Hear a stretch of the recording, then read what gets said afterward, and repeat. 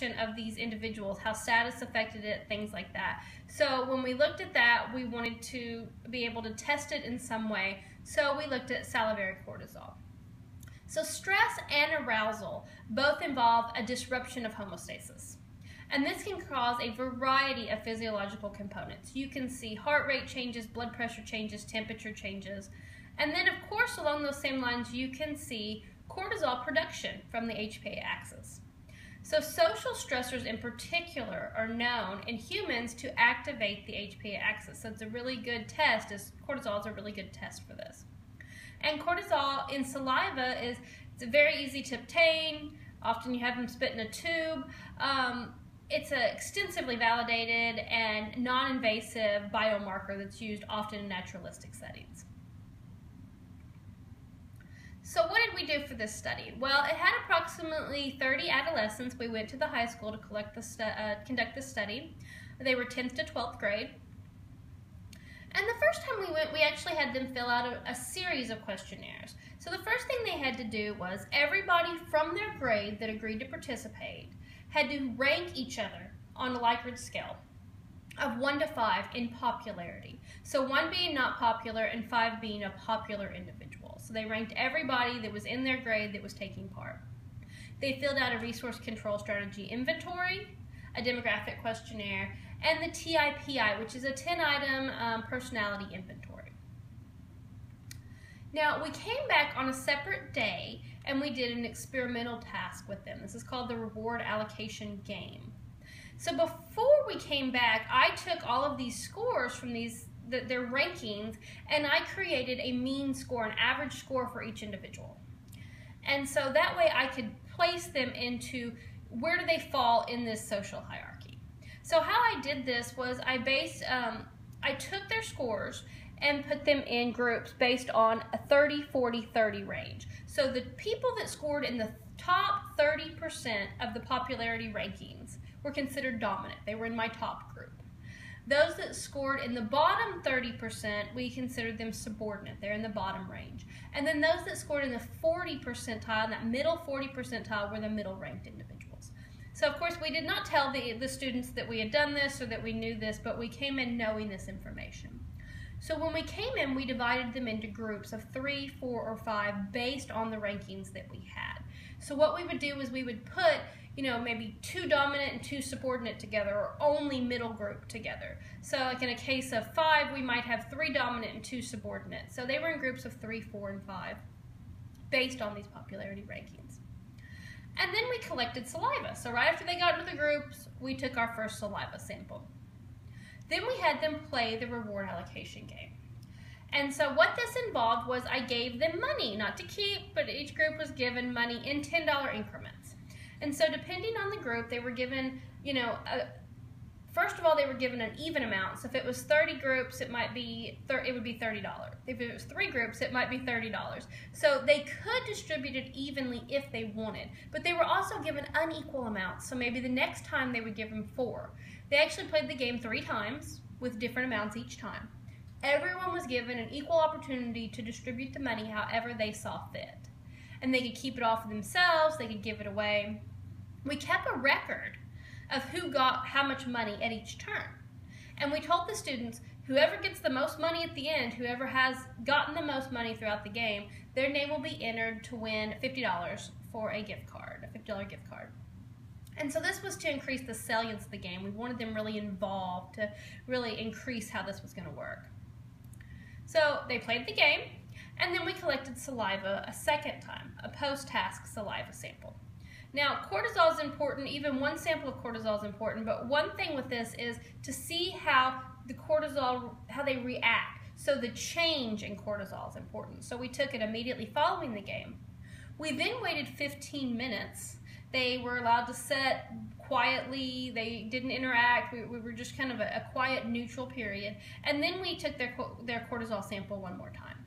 Now, the reason we did this is cortisol is known to peak 15 minutes after the stressor. So if the game itself was the stressor, then we wanted to wait and see if it was going to peak after that, how high it would go. So our results. Well, I told you that I did their average popularity ranking. So this is kind of what it looked like. Their scores ranged from 1.50, which was low popularity, to a 4.6, which was the highest of popularity, with a average mean score of 3.02. And so there was a relatively equal distribution overall. Dominance was significantly correlated with coercive strategies, pro-social strategies, and bi-strategic strategies. And it was also correlated with extroversion. In addition, overt aggression was significantly correlated with conscientiousness. Now, when we look at the saliva and how they respond, you can see that these are the different groups here. Dominant's going to be the blue, middle's red, and subordinate's green. And you can see that they responded very differently. And one thing that you can tell even from this graph is that overall the results revealed that the middle-ranked individuals had significantly different cortisol reactions than the subordinate and the dominant individuals. So they were lower overall for the whole study. Now, when we were looking at this, we also wanted to look at what sex differences might be happening, because we know from previous studies that hierarchies are different for males and for females. Females' hierarchies are much more unstable, they change much more often, and when they do change, it tends to be that dominant position that changes, the people in the top to middle position. With boys, it's a more stable hierarchy, and it's actually the bottom position, the subordinate range, that tends to change. So these are the graphs for the saliva for both groups. And you can see here, once again, it's very different for boys and for girls.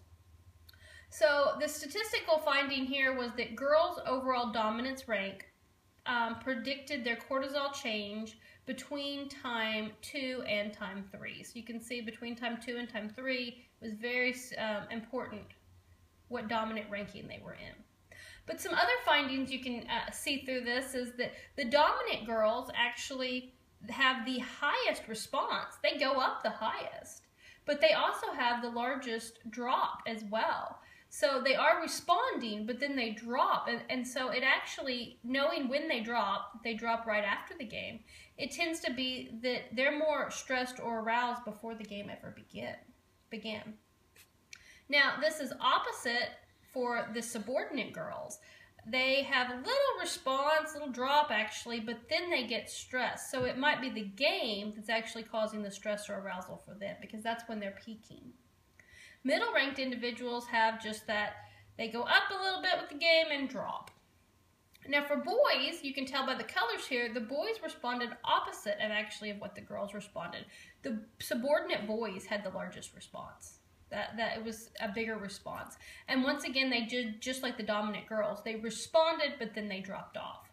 So is this game going to be a threat to me? What am I going to do? And then they started to kind of calm down a little bit, or relax, maybe drop in that cortisol level. Dominance did tend to increase still afterwards, and the middles do about what the middle girls did. So what are our findings here? Well, the findings showed that dominance was related to extroversion, as well as prosocial, coercive, and bi-strategic strategies. So this is consistent with previous research. We've seen extroversion in leaders, dominant, popular individuals, and as I've stated before, the bi-strategic's been found in this as well. Conscientiousness was related to overt aggression.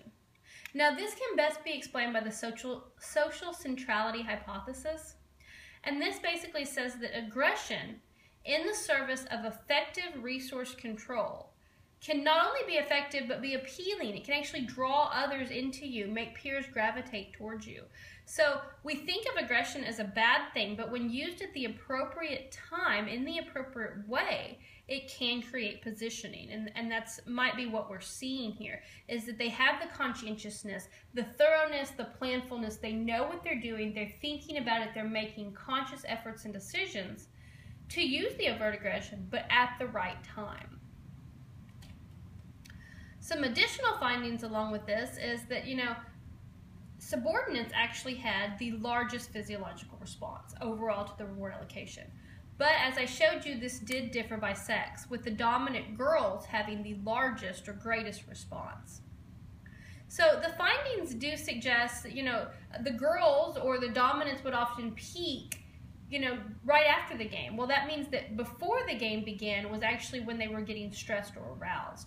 So the findings suggest that an anticipatory period could signal an opportunity for the social gains or the social losses, because the same thing happened with the subordinate boys. So it was that beginning before the game started that created that arousal or stress response. Also, we know that cortisol can facilitate attentional focus.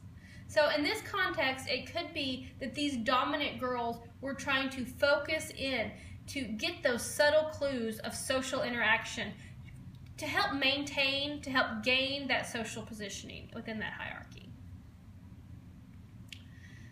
Now, we looked at only stress in this, we didn't look at health, but it is important, and that's why we look at it in other studies and are continuing to look at it, is because we are seeing that these individuals are having a cortisol response. So what does that mean? Well, chronic activation of the HPA axis, chronic stressors, chronic cortisol response can lead to a whole host of illnesses. So it's very important to take into consideration. It can be a risk factor for, as I said before, physical and emotional problems, fatigue, autoimmune disorders, hypertension, bowel problems, just a whole variety of things can be caused from chronic stress. So the next study I want to talk about is the association, entitled The Association Between Social Positioning, Social Strategy Usage, Temperament, and Health. And this is actually my dissertation.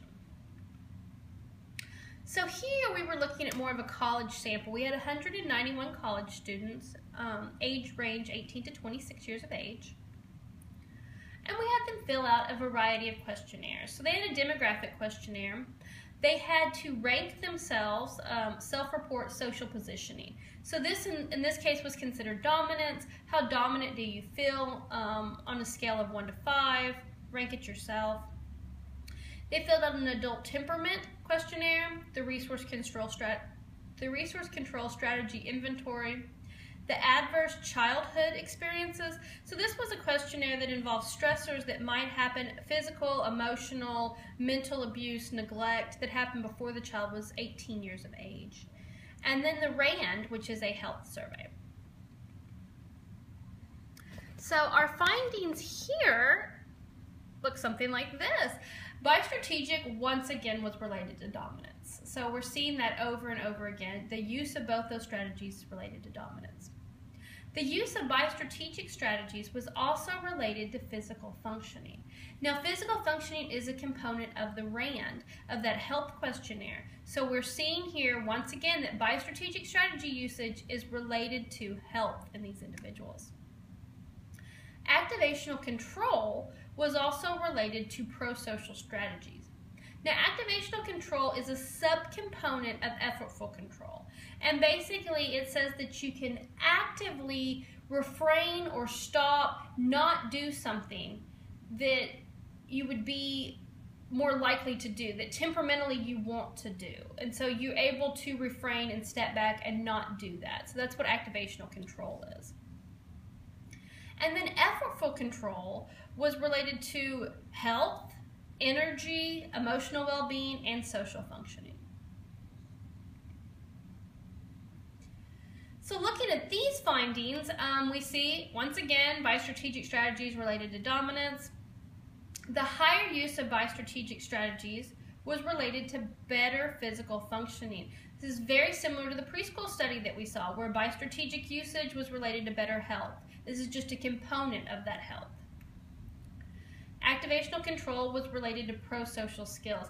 So this is just continued evidence, continued support of that social centrality hypothesis. This is just kind of going on the other aspect of it. They are able to use prosocial skills when they need them, just like they're able to use coercive skills when they need them, or aggression when they need to.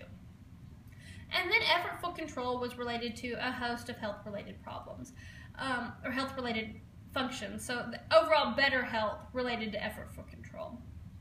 So it appears that perhaps not only the effective use of social strategies through effortful control can create individuals, dominant, higher in social positioning, but it can create healthier individuals overall.